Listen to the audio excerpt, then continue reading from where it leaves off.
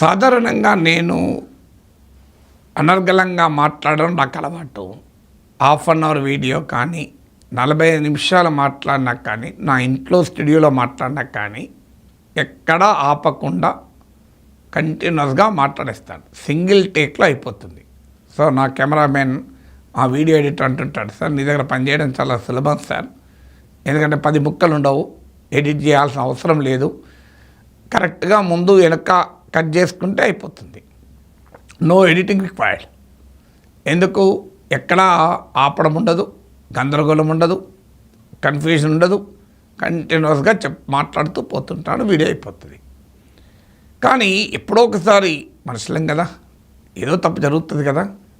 సరిగ్గా కొద్ది నిమిషాల ఈ వీడియో రికార్డ్ చేసే కొద్ది నిమిషాల ముందు నేను ఒక అంశం పైన వీడియో చేశాను.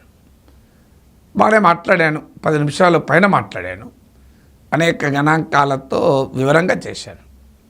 వివరంగా చేశాక నాకు అందులో ఒక చిన్న కన్ఫ్యూజన్గా ఉంది. నేను చెప్పింది తప్పు కాదు, కన్ఫ్యూజన్, కొంత కన్ఫ్యూజింగ్గా ఉంది అని అనిపించి మా కెమెరామెన్తో చెప్పాను, ఇది తీసేయి, మళ్ళీ రికార్డ్ చేద్దామని.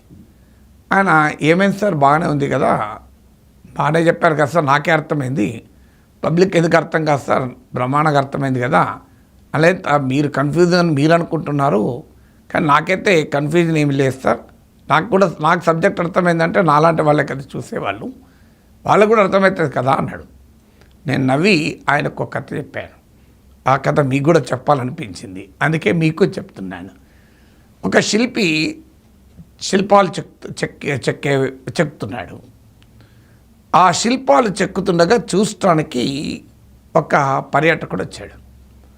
అతను శిల్పం చెక్కుతున్నాడు, పక్కనే అదే రకం శిల్పం ఇంకోటి ఉన్నది, సేమ్ స్టాచ్యూ, అదే శిల్పం, సేమ్, తేడా ఏమీ లేదు. ఈయన చెక్కుతున్న శిల్పము రూపము, ఆ పక్కన ఆల్రెడీ చెక్కబడిన రెడీగా ఉన్న శిల్పం ఒకటే రూపం. సో వెంటనే ఈ పర్యాటకుడు అనుకున్నాడు, బహుశా 2 శిల్పాలకు ఆర్డర్ ఇచ్చి ఉంటారు ఎవరో, ఒకే రూపం ఒకే రకమైంది అని ఉత్సుకత పట్టుకోలేక శిల్పిని అడిగాడు, ఏంటి 2 శిల్పాలు ఆర్డర్ ఇచ్చారా, ఒకే రకం అన్నాడు. కాదు, ఒకటే ఆర్డర్ ఇచ్చారు అన్నాడు. పర్యాటకుని తల తిరిగిపోయింది, అదేంటి మరి ఒకటే ఆర్డర్ ఇస్తే 2 ఎందుకు చేస్తున్నావు అన్నాడు. లేదు, ఒకటే చేస్తున్నా అన్నాడు. అదేందయ్యా, అక్కడ నువ్వు చెక్కుతున్న శిల్పానికి అక్కడ ఆల్రెడీ రెడీగా నీవు ఆల్రెడీ చెక్కి కంప్లీట్ చేసిన శిల్పానికి ఏం తేడా ఉంది అన్నాడు. 2 ఒకటే కదా అన్నాడు. కానీ 2 ఒకటే రూపంలో, కానీ అందులో ఒక చిన్న పొరపాటు జరిగింది, అందుకొరకు మళ్ళీ చెక్కుతున్నా అన్నాడు. ఏంటి ఆ పొరపాటు అని తేరిపార చూశాడు. ఇతనికి ఎక్కడా పొరపాటు కనిపించలేదు. వెంటనే శిల్పి దగ్గరికి వెళ్ళి, నాకేమీ కనబడతలేదు కదా, చాలా అందంగా ఉంది శిల్పము, చాలా బాగా ఉంది, ఎక్కడా తేడా లేదు, మరి మీకు ఎందుకు తప్పని అన్నారు అన్నాడు. లేదు, ముక్కు మీద చిన్న గీత పడింది, అందువల్ల మళ్ళీ చెప్తున్నాను అన్నాడు. ఈసారి మళ్ళీ ఉత్సాహం ఆపుకోలేక దగ్గరగా వెళ్ళి చూశాడు శిల్పం. ఆయనకు ఆ ముక్కు మీద గీత కనబడతలేదు. దగ్గరగా అంటే ఆ ముక్కు దగ్గరికి పోయి చూడాడు కదా, శిల్పం అక్కడ ఉన్నది, దాని దగ్గరికి వెళ్ళి చూశాడు. ఆయన ఏమీ గుర్తించలేనంతగా ఉంది. ఈ could not even identify it. అప్పుడు వెళ్ళి మళ్ళీ నేను దగ్గరికి వెళ్ళి కూడా చూశాను, ఆ శిల్పం ముక్కు మీద ఏమి గీతలాగా నాకు అనిపించడం లేదు అన్నాడు. నాకు కనిపించడం లేదు అన్నాడు. అని ఆ పర్యాటకుడు ఇంకో ప్రశ్న అడిగాడు, ఇది ఎక్కడ పెడతారో అని అడిగాడు. అంటే 30 అడుగుల దిమ్మ తయారు చేసి ఆ దిమ్మ మీద పెడతారు అన్నాడు. 30 అడుగుల దిమ్మ పైన పెడితే దూరంకి వెళ్ళి చూసేవాడికి ఏం కనబడుతుంది? నేను కిందనున్న దిమ్మనే వెళ్ళి దగ్గరగా తీక్షణంగా చూసినా నాకు కనబడలేదు, నేను గుర్తించలేదే. అది ఎక్కడో 30 అడుగుల పైన పెడితే అసలు ఎవరు కూడా దాని దగ్గరికి వెళ్ళి చూడలేడు కదా, మరి ఎవరికి కనబడదు కదా ముక్కు మీద ఉన్న గీత అన్నాడు. శిల్పి నవ్వి, నాకు కనబడుతుంది కదా, నాకు తెలుసు కదా, నాకు కనబడుతుంది కదా అన్నాడు. నాకు తెలుసు కదా ఆ శిల్పంలో లోపం ఉందని అన్నాడు. ఆ లోపం ఇతరులకు కనబడుతుందా లేదా అన్న దాంతో నాకేం సంబంధం అన్నాడు. నేను నాకే సమాధానం చెప్పుకుంటాను. I'm answerable to myself. నేను నాకు జవాబుదారిని. I'm accountable to myself. ఎవరో అడుగుతారో అని నేను తప్పులు చేయకుండా ఉండను. నాకు తెలిసి నేను తప్పు చేయొద్దు. చూడండి, క్వాలిటీ కాన్షియస్నెస్ ఎంత అద్భుతమైందో చూడండి. తాను ఎవడో తప్పు పట్టుకుంటాడు, తప్పు దొరకబడతాడు అనాల్సిన అవసరం లేదు. సాధ్యమైనంతగా ఎవరమైనా తప్పులు చేస్తాం. నేను మాట్లాడే వీడియోల్లో 100% తప్పులు ఉండవని నేనేమనను. కొన్నిసార్లు ఏదైనా పొరపాటున చెప్తే మళ్ళీ దాన్ని సరి చేసుకుంటాను. శిల్పమైనా తప్పులు లేకుండా చెక్కవచ్చేమో, వీడియోలు తప్పులు లేకుండా చేయలేము. ఎందుకు చేయలేమంటే నేను కూడా ఇంకెక్కడో చోట సమాచారాన్ని సేకరిస్తాను. శిల్పాలచార్యుడి కొమ అవసరం లేదు, తన నైపుణ్యం మాత్రమే. ఇక్కడ నా నైపుణ్యంతో సంబంధం లేదు. నేను I depend on authentic sources, credible sources, విశ్వసనీయమైన సోర్సెస్ పైన ఆధారపడి సబ్జెక్టును తెలుసుకుంటాను. కానీ ఆ సోర్స్లోనే తప్పు ఉందనుకోండి. ఉదాహరణకు నేను ఒక పుస్తకంలో ఓ ఫిగర్ చదువుతాను. ఆ ఫిగర్లో ప్రింట్ ఎర్రర్ ఉందనుకోండి పొరపాటున. నేను సాధారణంగా కాంటెక్స్ట్లో గుర్తుపడతాం తప్పుందని.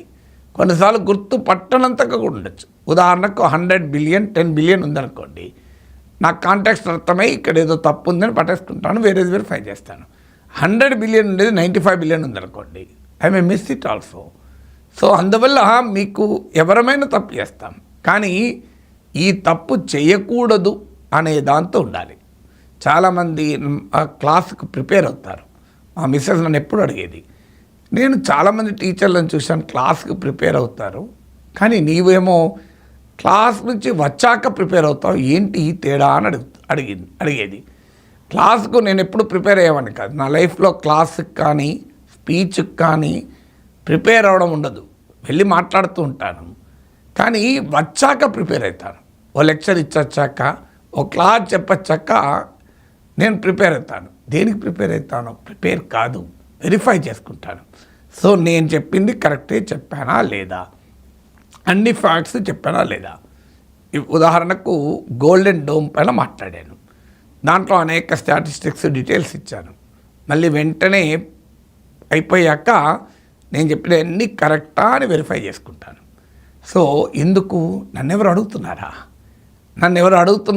అసలు ఎవరు గుర్తుపడతారు, ఎంతమంది గుర్తుపడతారు? కానీ ఎవరు గుర్తుపడతారు, ఎవరో అడుగుతారు అన్న దాంతో సంబంధం లేదు. నాకు ఆ శిల్పి ఆదర్శం. అంత గొప్పగా నేను ఉండలేను, కానీ అట్లీస్ట్ ఆ దిశగా ప్రయత్నం అంటే ఏంటి? I am answerable to my self, I am accountable to myself. ఎవరో ఏదో అంటారని, ఎవరో తప్పు ఎత్తి చూపుతారని మనం పట్టించుకోవాల్సిన అవసరం లేదు. అందువల్ల ఈ అనుభవం ఎందుకు చెప్తున్నానంటే, మనము చేసే ప్రతి పనిలో క్వాలిటీ కాన్షియస్నెస్ ఉండాలి. 100% అబ్సల్యూట్ క్వాలిటీతో చేయలేకపోవచ్చు. ద వరల్డ్ ఈజ్ రిలేటివ్, ప్రపంచమే సాపేక్షతతో కూడుకున్నది. కానీ నిరంతర ప్రయత్నం అనేది మన మీద ఆధారపడుతుంది. నేను చేసే ఏ పనిలో తప్పు ఉండకూడదు, నేను చేసే ప్రతి పని పర్ఫెక్ట్గా చెయ్యాలి అని. అందుకే అంటారు excellence is an attitude, not a skill అని. సో ఎక్సలెన్స్ అనేది నైపుణ్యం కాదు, అది మన మానసిక స్థితి, మన ఆలోచన తీరు, మన స్వభావం. ఎక్సలెన్స్ ఈజ్ అన్ యాటిట్యూడ్గా ఉన్నప్పుడు you will try to be excellent every time. You may be excellent, you may not be excellent, but at least you will strive for excellence. You strive for perfection. You may be perfect, you may not be perfect. You strive to be error-free, but you may be, you may not be.